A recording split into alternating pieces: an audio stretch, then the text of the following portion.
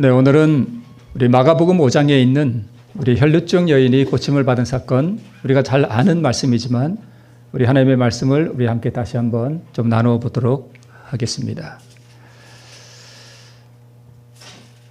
먼저 대략적인 개요를 우리가 한번 살펴보겠습니다. 우리 혈루증 여인 몇 년 동안 고통을 당했는가 하면 12년 동안 고통을 당했고요.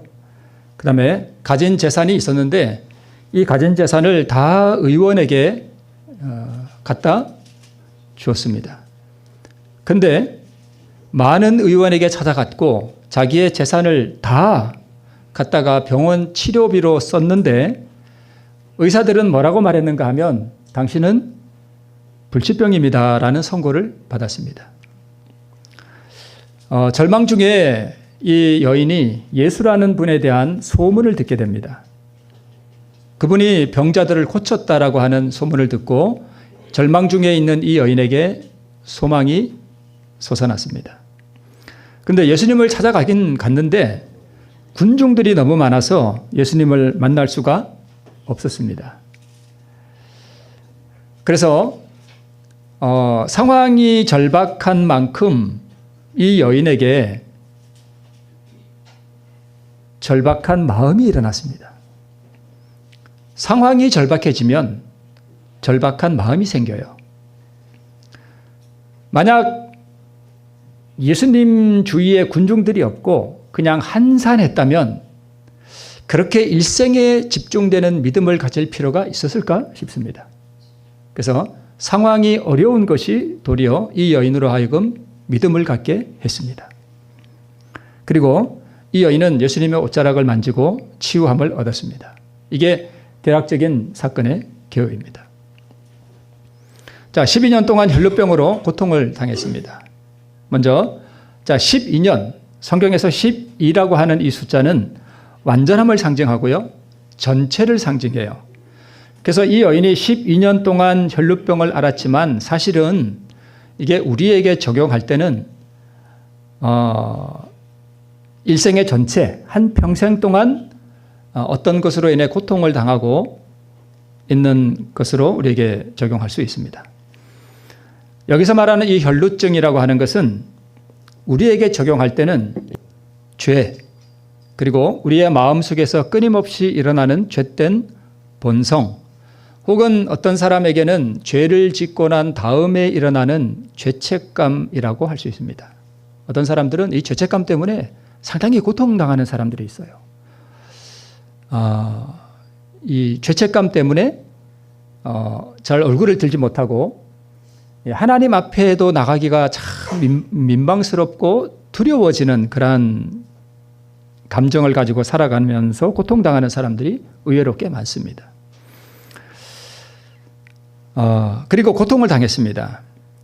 우리 히브리서 2장 15절에 보면 일생에 매어 종노릇하는 모든 자들을 놓아주려 하심이라 하는 그런 말씀이 있는데요.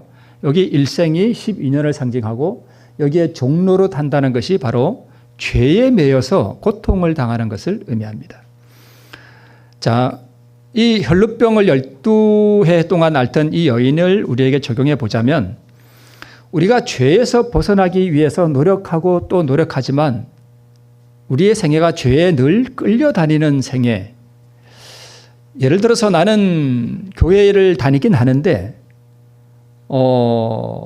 어떤 죄의 습관에 매여서 노연하지를 못하고 거기에 막 끌려다니면서 죄책감 가운데 고통당하는 사람이 있을 수 있습니다. 심지어는 어떤 목사님도 그럴 수 있고요. 또 심지어는 어떤 장로님도 교회에 와서는 설교를 번드름하게 잘 하는데 남들이 알지 못하는 어떤 죄된 어떤 걸려가지고 거기서 헤어나오지 못하는 사람들이 있을 수 있습니다. 그래서 남모르는 고통 가운데 살아가는 사람이 있습니다. 그래서 12년 동안 혈루증으로 앓는 이 여인의 상황은 오늘 우리에게 적용해 보자면 그런 것입니다. 신앙을 30년, 40년, 50년을 했는데도 이 죄에서 벗어나지 못하는 사람들이 있을 수 있습니다. 부부 사이에 불화하거나 또는 자녀들과의 어떤 문제가 해결되지 않고 그래서 가족 간에 불화가 있고 하는 그러한 일들이 우리 믿는 사람들 가정에도 흔히 많이 있습니다. 네. 그리고 많은 의원에게 많은 괴로움을 받았다라고 적고 있습니다. 자, 많은 의원이 그러면 무엇을 상징하겠는가? 죄의 문제를 해결하기 위해서 이 여자가 얼마나 많이 노력했겠어요. 그죠? 여기 의사가 잘 고친다 그러면 여기 쫓아가서 돈 내고, 저기 의사가 잘 본다 그러면 거기 쫓아가서 돈 내고, 그런데 차도는 없고. 그래서 이것을 우리에게 적용해 보자면 우리 삶 속에 있는 죄의 문제를 해결하기 위해서 우리가 많이 시도해보고 내가 노력해보고 또 말씀 좋다는 사람들에게 찾아가서 그 말씀을 들어보고 복음을 들어보고 이 목사님 말씀 듣고 저 목사님 말씀 듣고 많이 듣고 나도 노력은 해보지만 삶은 변화가 안 됩니다. 내 마음에 변화가 없어요. 평화가 없고 진정 다른 사람이 사랑이 안 되고 삶이 변화되지 않는 거죠. 그러면 더 고통스럽죠. 신앙을 그만둘까? 이런 생각도 들고, 그죠? 내가 이렇게 신앙을 해봐야 내 삶이 변화되지도 않고 내가 뭐 기도는 하고 또 말씀은 본다라고 하지만 내 삶이 변화가 안 돼요. 그러면 나중에는 지쳐버립니다. 예. 이런 많은 의원은 다른 표현으로 말하면 행함으로 말미암는 의라고 할 수 있습니다. 그러니까 진짜 복음을 알지 못하면 다 행함으로 말미암는 의 쪽으로 가게 되어 있습니다. 자기의 어떤 그 힘을 의지하거나 스스로의 힘으로 율법의 의에 이르기 위한 모든 시도들을 해보는데 돼요, 안 돼요? 안 됩니다. 그래서 실제로 이런 일이 있었는데요. 예수님이 우리의 모본이니까 예수님처럼 우리도 율법을 지킬 수 있다라고 들은 어떤 여자분이 하다가 이게 돼요, 안 돼요? 안 되거든요. 그래서 극단적인 선택을 하신 분이 실제로 있었습니다. 행함으로 말미암는 의, 자기가 율법을 지켜서 막 노력을 해서 어떤 의에 이르러 보려고 하는 그러한 시도들을 하면 할수록 우리는 어떻게 되는가 하면 절망에 빠져버립니다. 안 되거든요. 그래서 오늘 내가 아침에는 뭐 좀 되는 것 같았는데 저녁에 가서 남편이랑 아내랑 또 한바탕 하고 나는 도대체 왜 이럴까? 또 시도해보고 서로 화해하고 또 했지만 그 다음날 또 같은 일이 반복되고 그러다 보면 나중에 절망해버립니다. 그러다가 너무 이게 절망이 되고 희망이 안 보이니까 진짜 극단적인 선택을 하신 분이 있었습니다.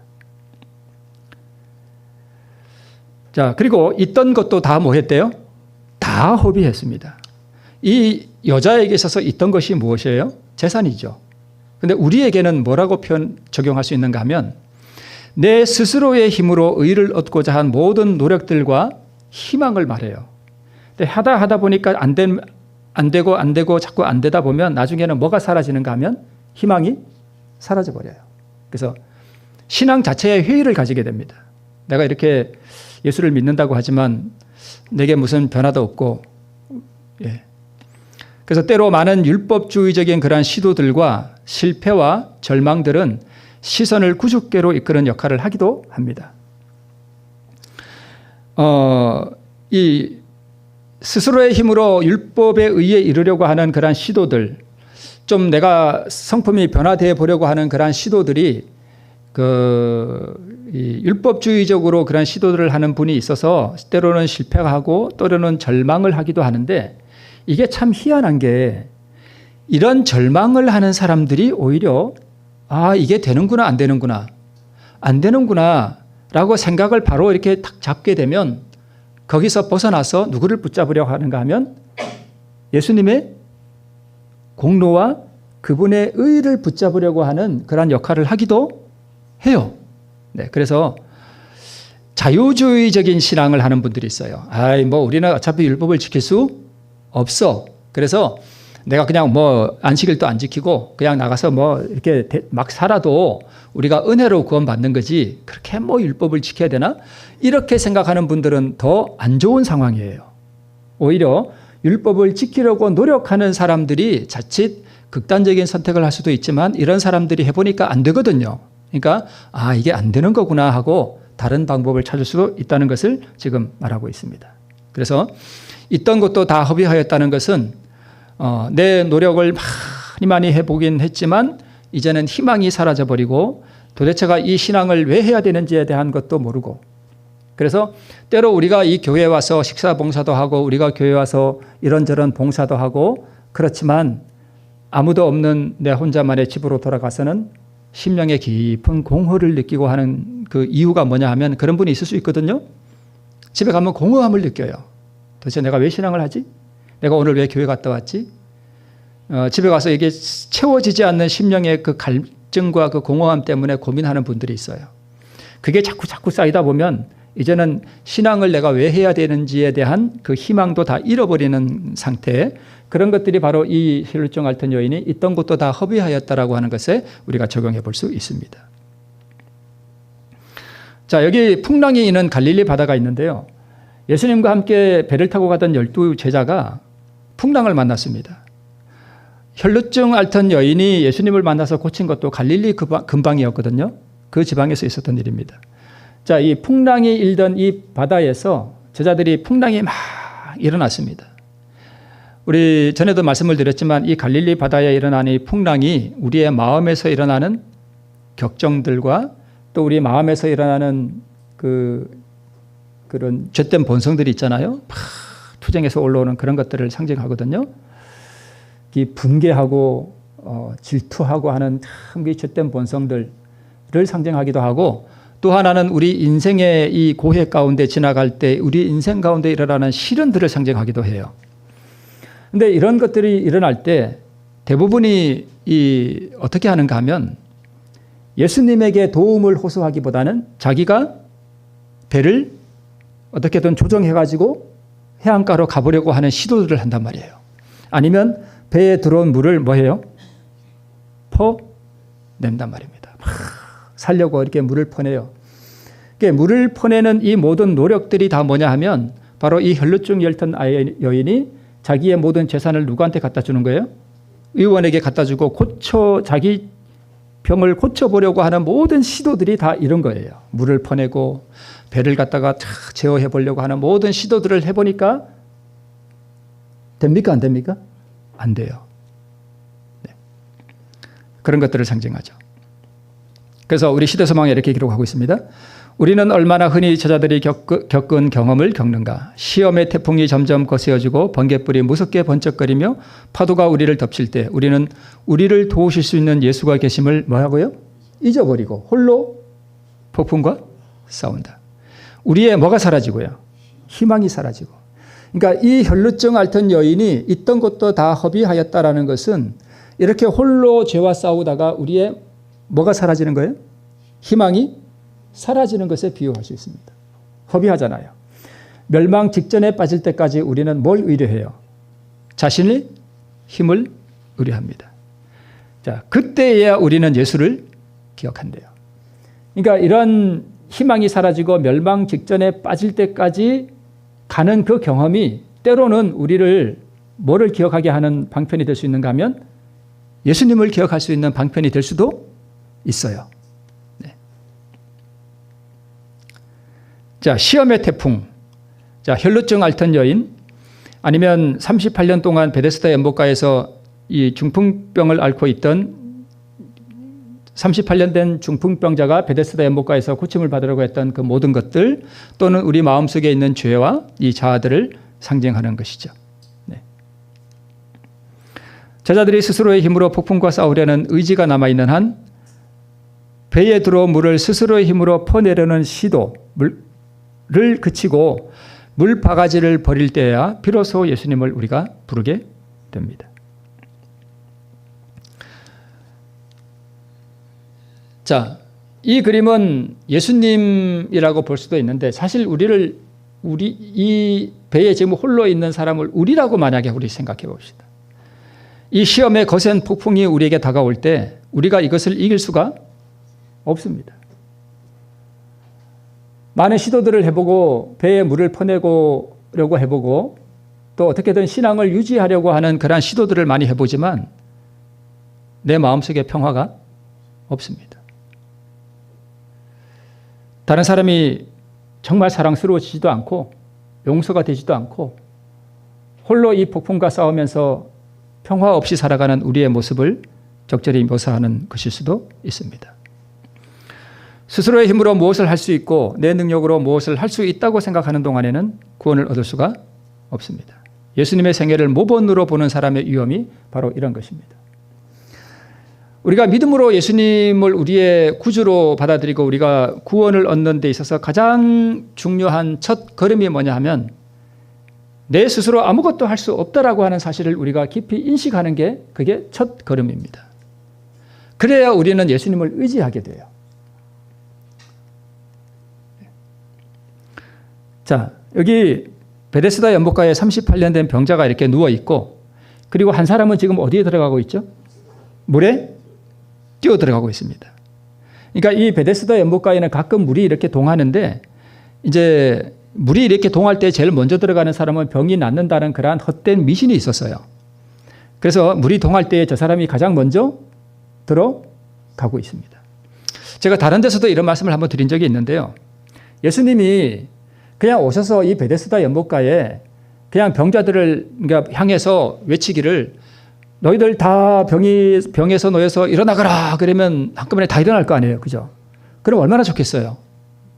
한꺼번에 다 고치면 예수님이 얼마나 그러면 좋지 않겠어요? 그죠?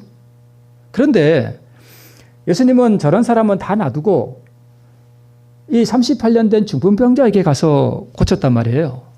왜 그랬는가 하면 자, 만약에 여기에 있는 모든 사람들에게 내 자리를 들고 걸어가라라고 하는 말씀을 바라시면 이 중풍병자 외에 다른 모든 사람들은 누구 힘으로 일어나라고 할까요? 자기 힘으로. 누구 힘으로요? 내 힘으로 일어나려고 해요. 그러면 그 사람들이 고침을 받을 수 있을까요? 없을까요? 없어요. 왜요? 예수님의 말씀에 의지하는 믿음으로가 아니라 자기 힘을 의지한단 말이에요. 그러면 그게 믿음으로 구원을 얻는 성경의 병고침 받는 원리에 맞아요? 안 맞아요? 안 맞아요. 그래서 예수님은 자기 힘을 의지하고 연못가에 들어가려고 하는 아직도 내가 스스로 걸을 수 있는 능력이 있다고 생각하고 실제로 있는 이 사람들에게는 예수님의 말씀에 의지하여 고침을 받는 그 능력을 행사하실 수가 없는 것입니다.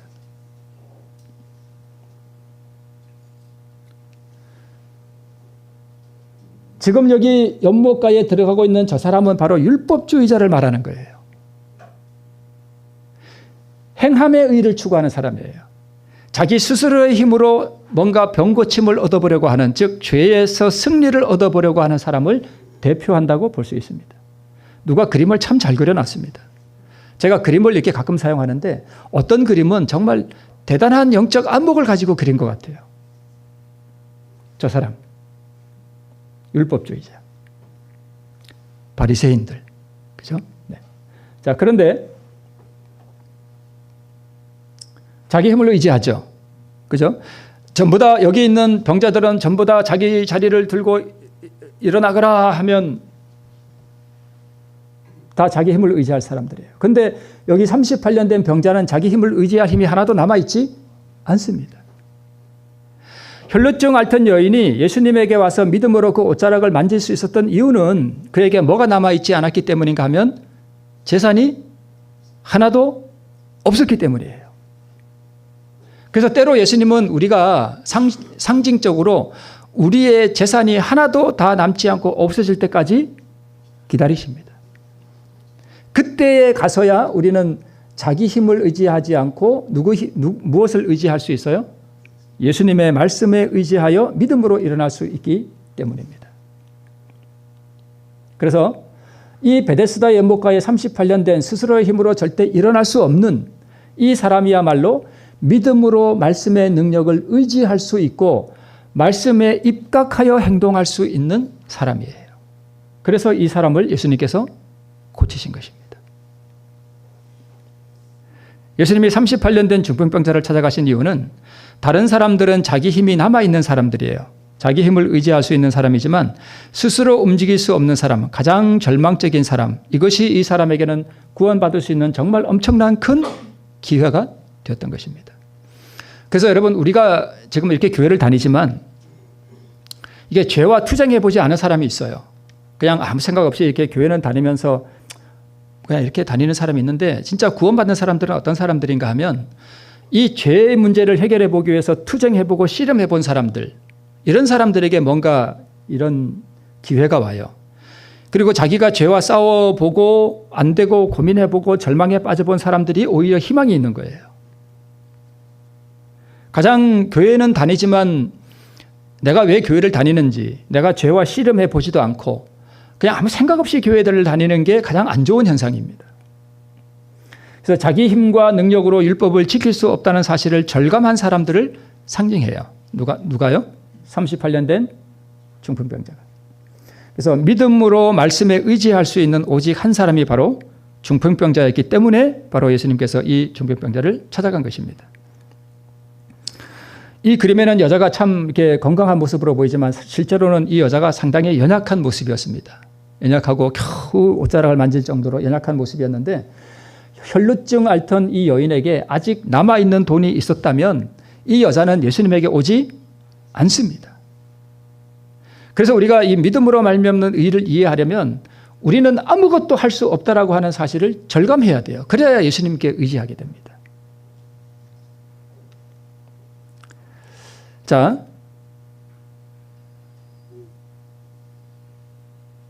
탕자가 아버지의 재산을 가지고 먼 나라에 가서 즐기는 동안 성경을 이렇게 연구해 보면 이 탕자의 아버지는 이 탕자를 찾아서 먼 나라로 가지 않았습니다. 그냥 기다렸습니다. 왜 그랬는가 하면, 만약에 이 탕자에게 아직도 친구들과 술을 먹고 맥주집에 가서 맥주를 마시고 기생집에 가서 이렇게 즐길 수 있는 뭐가 남아있다면, 돈이 남아있다면 아버지가 가서 얘야 집에 가자 이러면 갈까요, 안 갈까요? 안 갑니다. 안 가요. 아버지 뭐하러 왔어요? 가세요. 이러고 그럴 겁니다. 탕자에게 아직 친구들과 즐길 수 있는 돈이 남아있다면 절대 집에 안 갑니다.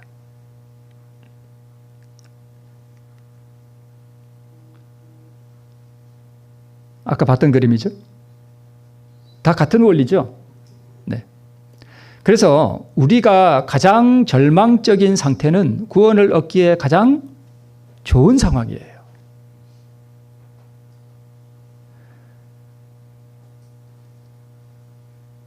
사람들이, 건강한 사람이 구원을 얻기가 쉬울까요? 암 환자가 구원을 받기가 쉬울까요? 참 난처한 질문이네. 아니, 그럼 나는 건강하고 암도 안 걸렸는데 구원받기 어렵겠네? 이런 뜻이 아니고요. 이런 말씀 하실 분 안 계시죠?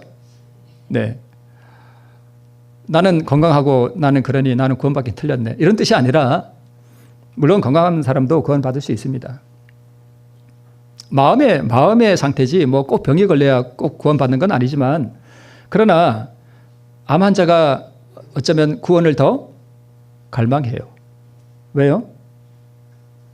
절망적인 상황이거든요. 성경에서 예수님께 와서 구원받은 사람들 면면을 보세요. 그죠? 건강하고 행복하고 뭐 바랄 거 없고 이런 사람들이 와서 구원받았나요? 아니요. 이런 사람 없어요. 다 어떤 사람들이에요? 문둥병자들. 하나밖에 없는 아들 의지하고 살았는데 그 아들이 죽어서 장사 지내는 그 과부의 그 참 비참한 상황. 사회로부터 격리되어서 저 문둥병 친구들과 함께 의롭게 살아가는 그런 사람들. 38년 된 중풍병자. 소경, 바디메오 다 그런 사람들 아니에요? 이런 사람들 면면을 보면은요, 인생에 더 이상 희망이 없는 사람들이에요. 말기 암 환자들이 구원을 받기가 쉬운 이유가 절망이거든요. 이 절망적인 상황에서 예수님이 필요하다고요. 그래서 내가 병이 왔거나 또는 인생의 어떤 막다른 골목에 가서 희망이 보이지 않는 절망적인 상태는 예수님을 영접하고 구원을 받을 수 있는 절호의 기회예요. 믿음으로 구원 얻기에 가장 좋은 상태, 스스로 아무것도 할 수 없고 오직 예수님의 공로와 말씀에 의지할 수 있는 상태. 그래서 시한부 인생을 선고받은 사람들, 인생의 막다른 길에 다다른 사람들, 희망이 보이지 않는 그러한 상황에서 우리는 오히려 구원을 발견하기가 아주 쉽습니다. 그래서 우리가 많은 시도와 많은 실패, 많은 좌절은 때로 요긴한 역할을 하기도 하는 것입니다. 그리스도의 주위에 가까이 밀려다니며 경탄하던 군중은 생명의 능력에 접근해 있음을 깨닫지 못하였다라고 시대소망에 기록하고 있습니다. 여기에 경탄하던 군중은 구원을 경험해 보지 못했습니다. 여기에 경탄하던 군중은 많은 그리스도인들의 상태고요. 치유에 대한 필요를 느끼지 못한 사람들이고 줄이고 가난한 심령이 아닌 사람들을 상징해요. 말씀을 듣고 간증을 듣고 은혜 받은 사람들을 상징합니다. 여러분, 설교 말씀 듣고 은혜 많이 받는 경우가 있죠? 네. 그게 경탄하는 군중이에요. 말씀에 내가 은혜를 많이 받고 감동을 많이 받았다. 참 좋죠? 그죠? 혈루증 여인 주위에 모여있던 이 군중들도 예수님이 병 고치는 거 보고 또 예수님의 성품을 보고 감동받고 은혜 받은 사람들이 부지기수로 많습니다. 그러나 그들은 뭘 느끼지 않는가 하면 치유에 대한 소망을 느끼지 않습니다. 왜요? 내가 잘 걸어 다닐 수 있고 집에 가면 사랑하는 아들, 딸들이 있고 가정이 있고 뭐 그렇게 꼭 필요한 게 없거든요. 이게 오늘 우리의 상태예요. 어떤 목사님의 요새 참 말씀이 넘쳐나죠. 유튜브만 틀면 뭐 수 없는 설교들이 막 쏟아져 나옵니다. 말씀의 홍수 시대예요. 참 말씀 잘하는 분들 많습니다. 그런 말씀을 들으면 참 은혜가 있고 감동도 되고 때로는 눈물도 글썽거려지는데 그게 바로 경탄하던 군중이에요. 감동받은 군중들, 감동받은 그리스도인들. 간증 들으면 얼마나 때로 눈물 나죠. 참 어떤 사람들 간증 들으면 정말 감동되고 은혜가 넘칩니다. 그런데 나는 내가 죄로부터 구원을 받고 예수 그리스도의 의를 소유하고 내가 정말 하나님 앞에 변화된 사람으로 서고 싶은 그 간절한 갈망은 없을 수 있습니다. 문제는 그거예요. 나는 오늘 이 혈루증 앓던 여인처럼 치유에 대한 복스러운 소망을 가지고 정말 갈망하는 마음으로 예수님을 찾고 있는가? 아니면 말씀을 교회에 와서 그냥 말씀 은혜 듣고 간증 듣고 말씀 듣고 그냥 은혜 받고 감동 받고 그냥 가는가?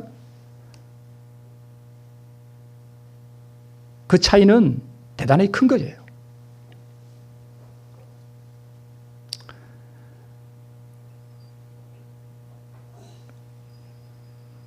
우리가 이렇게 말씀을 우리가 개인적으로 연구하든가 또 이렇게 할 때에 이 말씀을 연구할 때에 어떤 지적 호기심을 가지고 연구하는 것도 좋고요. 또 이 하나님의 말씀을 통해서 하나님을 배우고 싶은 것도 좋은데 이 말씀을 통해서 내가 어떻게 하나님의 형상을 닮아가며 내가 어떻게 내 삶이 변화될 수 있으며 내가 이 말씀을 통해서 어떻게 구원을 경험할 수 있는가 하는 그런 줄이고 간절한 심령으로 갈망하는 심령으로 말씀을 연구하지 않으면 그렇게 큰 유익은 되지 않습니다.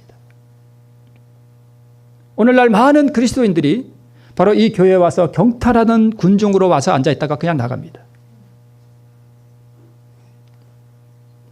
그러나 고통당하는 그 여인은 고침을 받으리라고 뭐 하고요? 믿고 손을 내밀어 예수를 뭐 했어요? 만졌습니다. 만졌을 때에 치유하는 능력을 체험했습니다. 영적 사물에 있어서도 그와 같다. 신앙에 관하여 경박하게 말한다든지 여기 나오죠. 줄인 심령과 산 믿음 없이 기도한다든지 하는 것은 아무런 소용이 없는 것이다. 이 시대소망에서는 더 극단적으로 얘기하네요. 아무런 소용이 없대요. 자, 고침을 받으리라고 뭐 하고요? 믿고 손을 내밀어 예수님을 만졌을 때에 치유하는 능력을 체험하였다. 이게 바로 믿음으로 말미암는 의를 말하는 거예요. 자, 우리 다시 한번 복습해 볼게요. 요단강에 들어가는 이스라엘 백성들이 이제 출애굽해서 요단강에 들어가는 경험이 그게 우리가 일상 삶 속에서 구원을 경험하는 거거든요. 제가 이제 다시 한번 이 요단강에 대해서 말씀을 드리면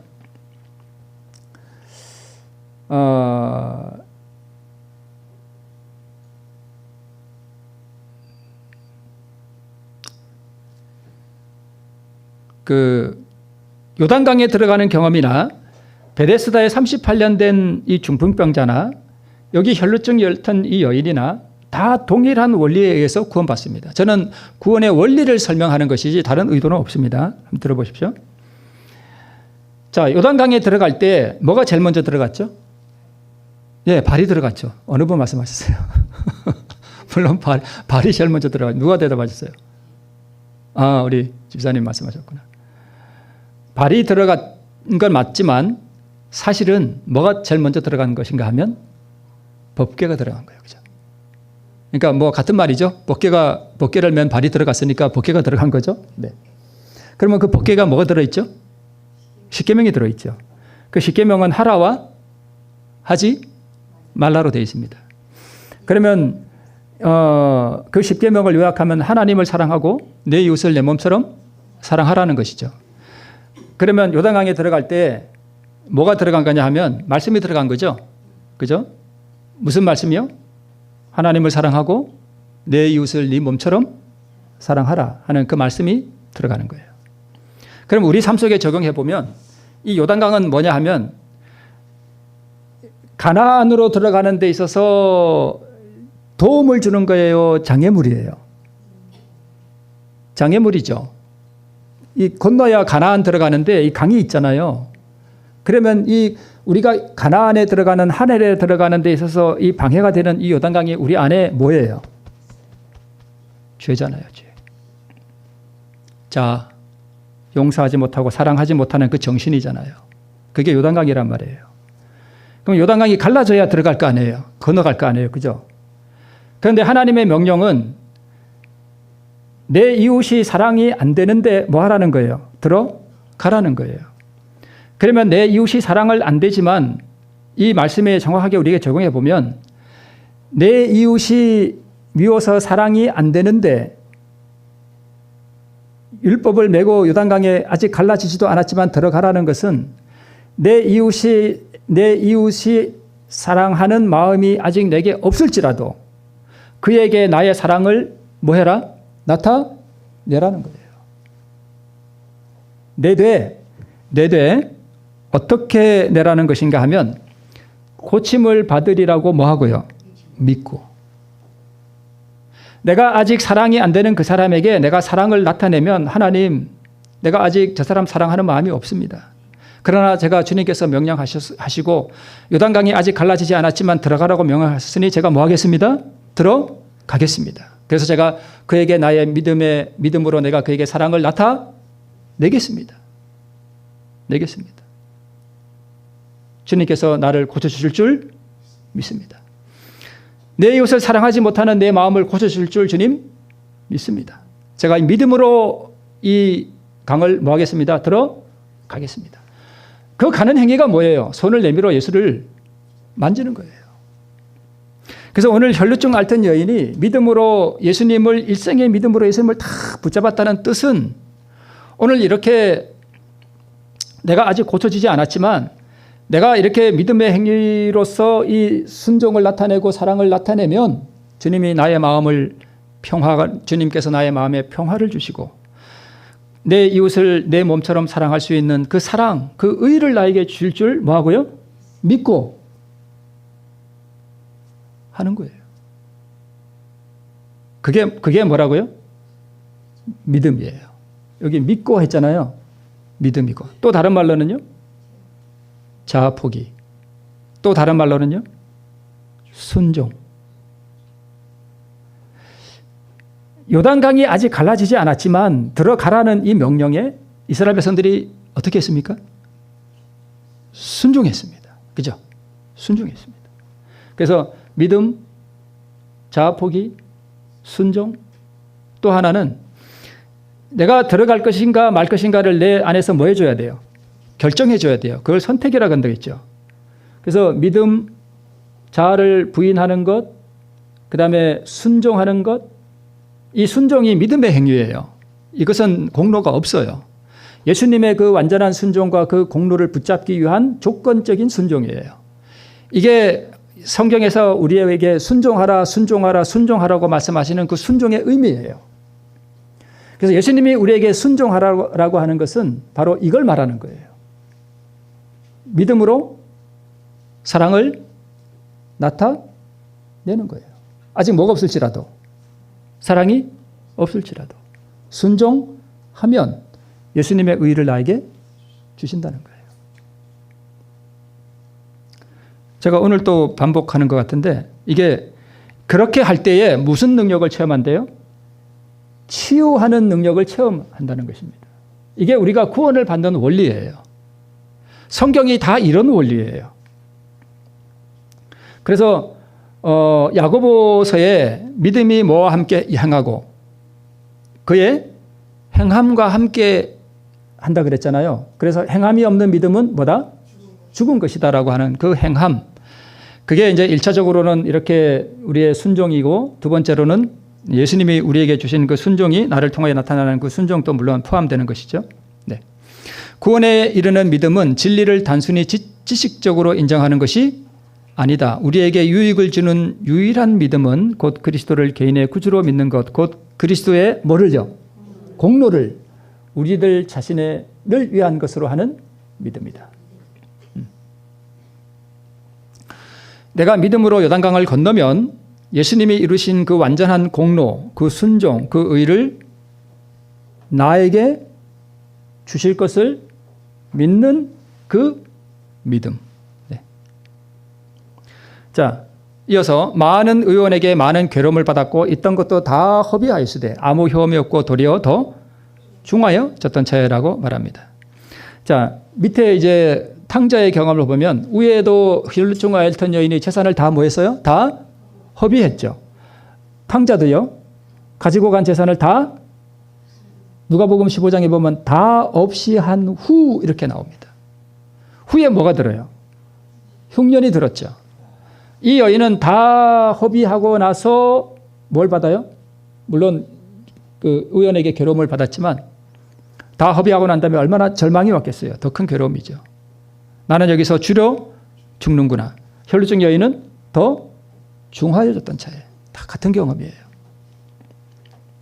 다 허비하였습니다. 다 없이 한 후 그 나라에 크게 흉년이 들어 저가 비로소 궁핍한지라. 혈루증 여인은요, 죄와 싸워서 율법을 지켜서 의를 이루고자 투쟁하는 죄인을 상징하고요.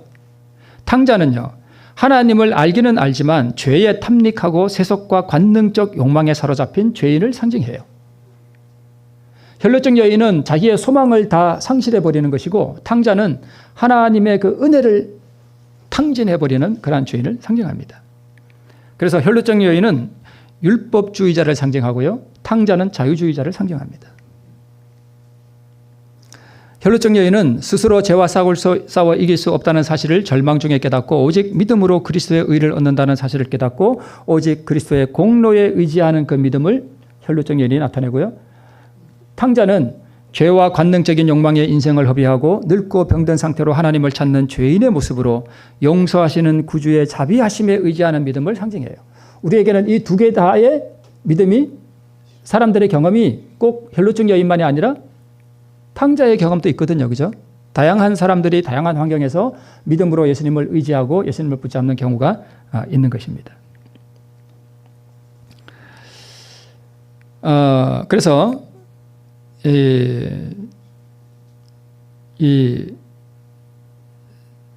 이것을 삶 속에서 실천해보고 시도해보고 노력하는 투쟁을 통해 얻은 의가 없이는 삶이 변화되지 않고 오히려 더 중해집니다. 삶이 더욱더 피폐해져요.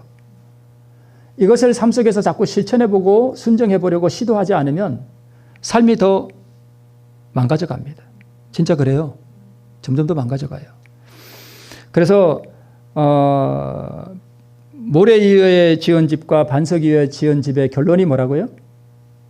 말씀을 듣고 뭐 하는 자와 행하는 자와 행하지 않는 자. 우리 성도들의 삶이 그렇게 녹록지 않아요. 제가 보니까 밖에서도 시달리고 교회 안에서도 시달리고 이리 치이고 저리 치이고 가만히 생각해 보니까 참 우리 성도들의 삶이 참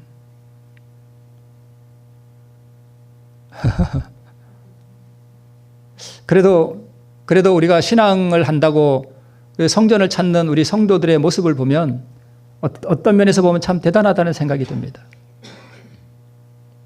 참 대단하셔요. 어떻게 보면 목회자는요, 성도들의 그 울타리 안에 있다는 생각이 저는 들어요. 성도들의 보호와 성도들의 어떤 그 바람막이 안에 목회자가 있다는 생각이 가끔 들 때가 있습니다. 성도들은 그래도 목회자는 세상에 그렇게 치이는 그런 건 별로 없잖아요. 그죠? 그죠? 근데 성도들은 이 험한 세상의 맞바람을 그대로 맞는다고요. 그죠? 거기서 치이고 또 교회 와서도 치여. 참 어떻게 보면 참 안쓰럽고 참 그렇습니다. 그래도 오늘 또 수많은 그리스도인들이 그렇게 살아가지만 또 하나님의 성전을 찾는 선택을 한 그런 분들이 참 많겠죠. 그죠? 네. 그러나 우리가 그렇게 막바람 가운데 세상에도 치이고 교회 와서도 우리가 참 이게 부대끼고 그렇게 살지만 그러나 우리가 자꾸 시도해보고 그죠? 시도해보고 실천해보고 나를 없이 하는 그 훈련을 자꾸 하고 그래서 경건에 뭘 하라고요? 연습을 하라고요. 이게 군사들은 자꾸 훈련을 해야 돼요. 안 돼도 해보고 또 안 돼도 해보고 낭망하지 말고 자꾸 해보면 나중에 그 투쟁을 통해서 의의를 얻게 되면 그것으로 삶이 변화되는 것입니다. 옷을 만지기까지는 많은 난관이 있습니다. 갈릴리 해변에서 가르치시는 예수님을 발견하고 군중을 뚫고 들어가려고 했는데 들어갈 수가 없었어요. 혈루증 여인이. 그래서 레위 마태의 집에서 예수님이 가르치실 때 또다시 예수님께 들어가려고 했는데 군중이 너무 많아가지고 뚫고 들어갈 수가 없었습니다. 2번이나 실패했습니다.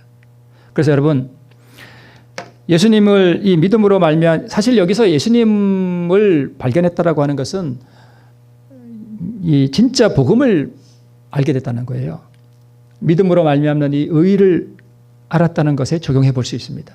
근데 이걸 알고 시도를 해보는데 잘 돼요, 안 돼요? 안 된단 말이에요. 예수님을 붙잡으려고 그렇게 하는데도 잘 안 돼요. 혈루증 여인처럼. 그래도 뭐 하면 안 돼요? 포기하면 안 돼요. 자꾸 시도해 봐야 돼요. 아이고 나는 이제 힘도 없고 예수님 만나려고 했는데 잘 안 되네. 나는 이거 실천해 보려고 했는데 안 되네. 점점 더 병만 더 깊어지는 것 같아.